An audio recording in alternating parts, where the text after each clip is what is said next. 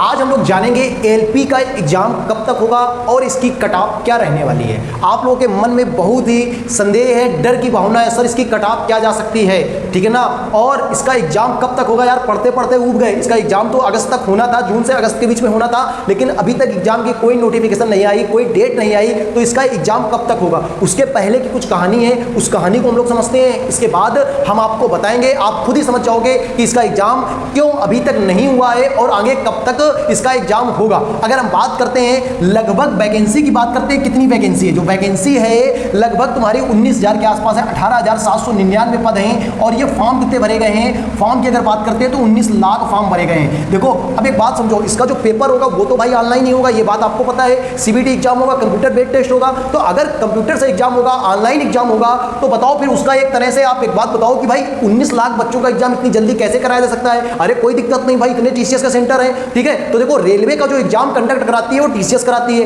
SSC का जो exam conduct कराती है वो भी टीसीएस कराती है, लेकिन एसएससी का शेड्यूल था वो पहले से जारी हो चुका था, एक साल पहले से एसएससी ने अपना शेड्यूल जारी किया था। तो एक बात समझो, अगर हम बात करते हैं सीजीएल के एग्जाम की, अभी सर जी ये रेलवे में सीजीएल कैसे आ गया, अरे समझो मेरी भाई, अभी आपको बताते हैं रेलवे में सीजीएल कैसे आ गया। अगर हम सीजीएल के एग्जाम की बात करते हैं तो सीजीएल का जो एग्जाम चालू है 9 सितंबर से चालू है और इसके बाद 26 सितंबर तक सीजीएल का एग्जाम है। तो मतलब जितने भी ऑनलाइन सेंटर जो होंगे जहां पर एग्जाम होगा, सितंबर में तो खाली नहीं होंगे। अब बताओ सितंबर में खाली नहीं है तो फिर एग्जाम होना चाहिए अक्टूबर में, सीधा एग्जाम कब होना चाहिए, अक्टूबर में। लेकिन अक्टूबर की अगर बात करते हैं तो अब की बार एमडीएस में भी 57 लाख फॉर्म आ गए हैं। कितने फॉर्म आ गए, 57 लाख फॉर्म आ गए भाई, एमडीएस में भी बहुत ज्यादा फॉर्म आ गए, 57 लाख है। इसका जो एग्जाम होगा तुम्हारा 30 सितंबर से लेकर 14 नवंबर तक एमडीएस का तुम्हारा एग्जाम लग गया। तो अब बताओ 14 नवंबर तक, ठीक है भाई, सितंबर में भी कोई सेंटर खाली नहीं है, नवंबर में भी कोई सेंटर खाली नहीं है। तो भैया सितंबर और अक्टूबर और नवंबर, तो एलपी का एग्जाम आप तो भूल जाओ, सितंबर अक्टूबर नवंबर 3 महीने मेरे भाई एग्जाम नहीं होगा। अब भाई एग्जाम होगा कब, अगर 3 महीने एग्जाम नहीं होगा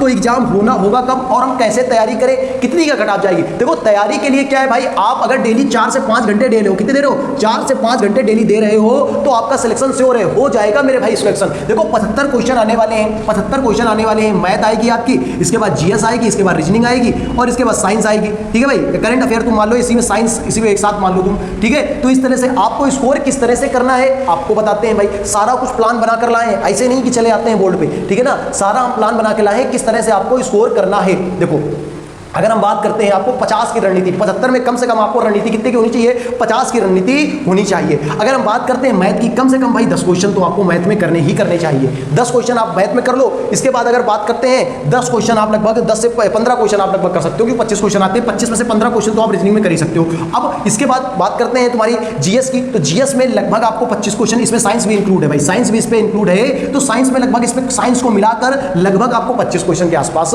करने हैं, तब आपका सिलेक्शन हो पाएगा। अब बात करते हैं कट ऑफ कितनी क्या जा सकती है इसकी, ठीक है भाई। तो हमने बताया पहले तो देख लो एग्जाम कब तक होगा, तो एग्जाम आपका जो है ना नवंबर के बाद ही होगा भाई, एग्जाम कब होगा, नवंबर के बाद होगा एग्जाम, ठीक है। नवंबर के बाद मतलब 15 नवंबर तक 14 नवंबर तक तो फ्री, इसके बाद 4-5 दिन मान लो ऑनलाइन सेंटर, मतलब एक तरह से उनको रेस्ट चाहिए होता है, ठीक है ना, कंप्यूटर भी थक जाते हैं, जो आदमी एग्जाम कंडक्ट कराते हैं वो आदमी भी थक जाते हैं, ठीक है। तो नवंबर के तुम मान लो 10 से 20 नवंबर तक तो तुम छोड़ दो। अब 20 नवंबर के बाद देखो हमने पुलिस का एग्जाम डेट बताई थी कि जैसे कि सावन मास खत्म होगा उसके 2-4 दिन बाद हो जाएगी, देखो 2 दिन बाद उसके आगे। तो एक आप इसी चैनल पे देख लेना कि शॉर्ट वीडियो पड़ा है, ठीक है ना, इसी चैनल पे देख लेना शॉर्ट वीडियो पड़ा है, हमने क्या बोला था उस पे, ठीक है ना। तो पुलिस का एग्जाम उसके 2 दिन बाद जस्ट हो गया था, हो गया कि नहीं हो गया, तो इसीलिए आपको इसका भी क्लियर जानकारी बता रहे हैं कि नवंबर से की है, तो नवंबर में ये तुम्हारा ये 14 नवंबर, इसके बाद 4-5 दिन मान लो उनको रेस्ट करने के लिए चाहिए, तो हम 20 नवंबर तक मान लेते हैं। 20 नवंबर के बाद आपका एग्जाम क्लियर बता दे रहे हैं भाई, 20 नवंबर के बाद आपकी एग्जाम चालू हो जाएंगे। 20 नवंबर या 22 नवंबर या 25 नवंबर ऐसे आपके एग्जाम डेट आ जाएगी, चालू हो जाएगी आपके एग्जाम,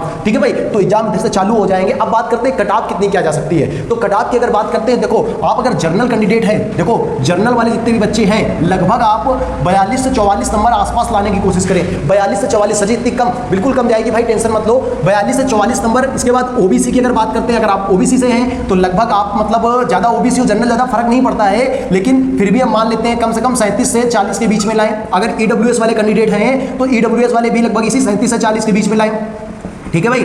एससी वाले कैंडिडेट हैं तो एससी कैंडिडेट के लिए ज़्यादा कट ऑफ नहीं जाएगी, ये लगभग 30 से 35 नंबर के बीच में जाएगी। एसटी कैंडिडेट हैं तो उनकी भी लगभग 30 से 35 के बीच में ही जाएगी। तो इस तरह से आपकी हमने कट ऑफ बता दी। कट ऑफ क्या जाएगी, इस तरह से ही कट ऑफ जाएगी एलपी की। ठीक है भाई, बहुत ज़्यादा कट ऑफ नहीं जाएगी कि बहुत ज़्यादा, मतलब समझ रहे हो ना, बहुत ज़्यादा कट ऑफ नहीं जाएगी। आप लोगों के लिए और खुशखबरी दे रहे हैं। क्या खुशखबरी है भाई, बहुत जल्द, मतलब 2-4-5 दिन में अपने यहाँ रेलवे की सारी क्लासें,